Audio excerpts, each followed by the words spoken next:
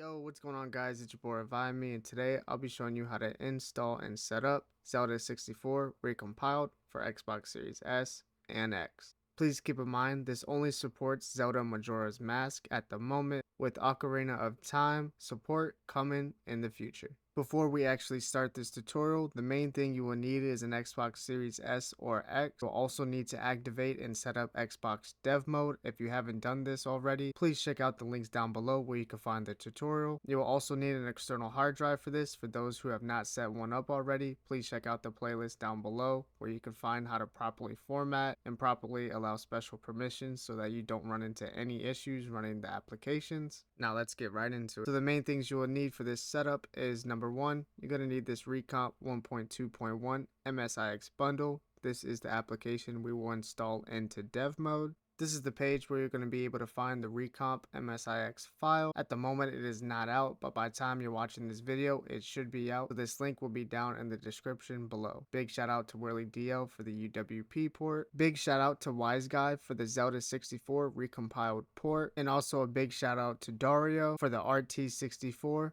renderer. But once you would get to this page, at the bottom you should be able to find the recomp file. And all you would simply do is just click on it and it will automatically start to download. And you will also need your own copy of Legend of Zelda Majora's Mask. Please make sure it's in .n64 format or this will not work. Now before I show you how to install the application, what we're going to do first is right click, go to new, create a folder, and just name it Majora's Mask so that it's easy to find your game.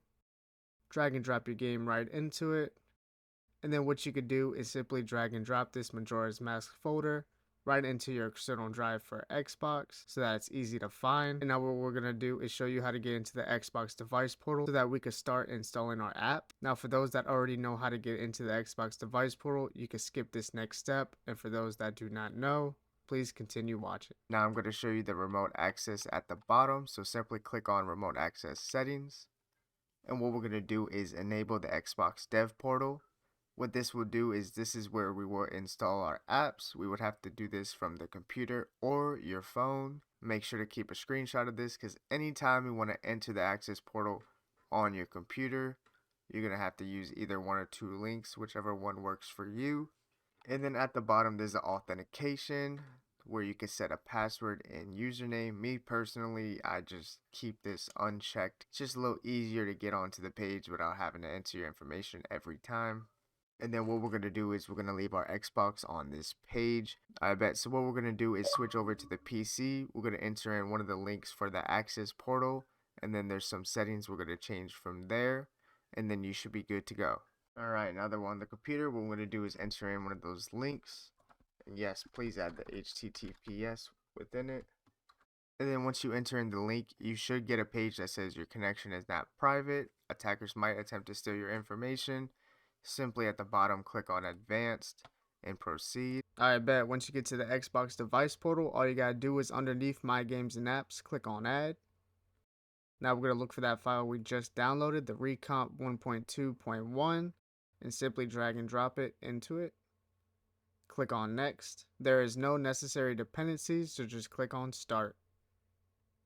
Once it says package successfully registered, simply click on done. And then what we're going to do is unplug our external drive, plug it into the Xbox, and finish up the process. Alright, bet. Now that we're on our Xbox and we're in dev mode, what we're going to do, if you have the retail home experience, what we're going to do is simply go down to dev home.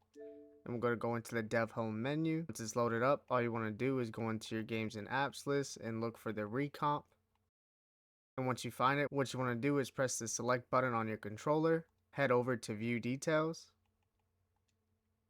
and make sure to change it from an app to a game. If it's already set to a game, then there's no need to change it. And then once you're finished with that, press B. And what you could do is load the app right up. Alright, bet. Once it's loaded up, you should now see this beautiful menu. First thing we're going to select is the select ROM. And then what you want to do is look for your copy of Zelda Majora's Mask. For me, I put this in a Majora's Mask folder so it'll be easier for me to find it. So look for your folder and simply select your game. And then once you select it, it's going to import it for you.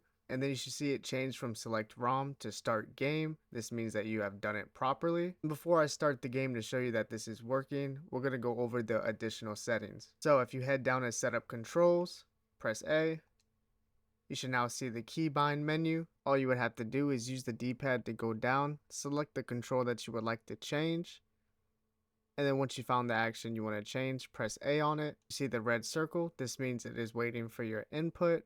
I'm simply going to press B, and just like that you change that keybind, and you can do the same for all the others. For the general settings, you could change the targeting mode, the rumble strength, the gyro sensitivity, the mouse sensitivity, joystick dead zone, background input, auto saving, aiming camera mode. You can also enable an analog camera. I highly recommend trying this out. This enables an analog free camera similar to later entries in the series that are mapped to the right stick of the controller, and you can also change the analog camera mode. Now for the graphics. These are the settings that I used for my gameplay test video, so feel free to use this and see how it runs for you. For those that have their display settings for Xbox set to 120, please keep in mind that the Xbox caps this to 60 FPS, so what you will need to do is change the frame rate to 60, otherwise you will have stuttering issues, so please keep that in mind. For the sound options, you could change the main volume,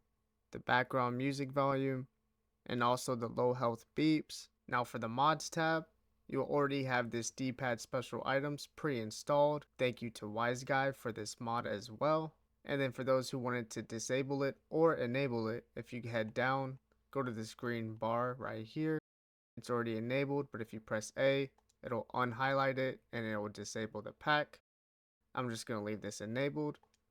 And then for those who want to add mods or texture packs, I'll be showing you this in a separate video. It should be ready by the time this video is out. And then once you're finished, you can press the select button on the Xbox controller.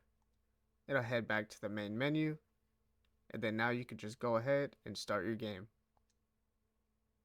Before I forget to mention this, when you're in game, there is a way that you could open up the menu. If you press the select button on the controller, the options menu will pop up for the general tab, controls, graphics, sounds, and mods. And that's pretty much about it. I hope this video helped you out. If it did, make sure to give it a like and follow for more. Let me know down below in the comments how hyped you are for this to be coming to UWP, and I hope you all have a great one.